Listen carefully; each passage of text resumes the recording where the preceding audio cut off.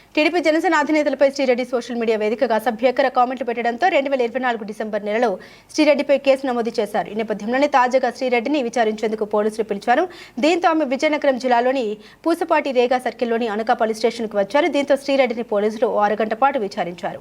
అవసరమైతే మరోసారి విచారణకు రావాలని తెలిపారు. కూటమి ప్రభుత్వం గత రాత్రి శ్రీరెడ్డిని విచారణకు పిలిచారు. కూటమి నేతలు పెద్ద ఎత్తున ఆందోళన చేశారు.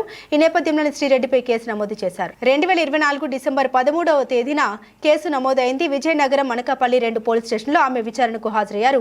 పెద్ద ఎత్తున మహిళా వైఎస్ఆర్సీపీ నాయకులు చేరుకున్నారు. శ్రీరెడ్డిని అరెస్టు చేస్తారనే ప్రచారం జరగడంతో ఎక్కువ మంది గుమిగూడారు. పోలీసులు వారిని చెదరగొట్టారు.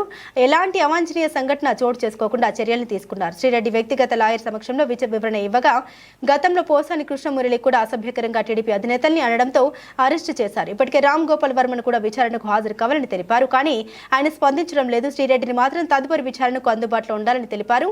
ఆమెకు ప్రస్తుతం 41A నోటీసులు జారీ చేశారు. పోలీసులకు అందుబాటులో లేని పక్షంలో అరెస్టు చేస్తామని సీరియస్ గా ఉన్నట్లు తెలుస్తోంది. మరోసారి విచారణ జరిగిన తర్వాత శ్రీరెడ్డిని అరెస్టు చేసే అవకాశం ఉందని తెలుస్తోంది.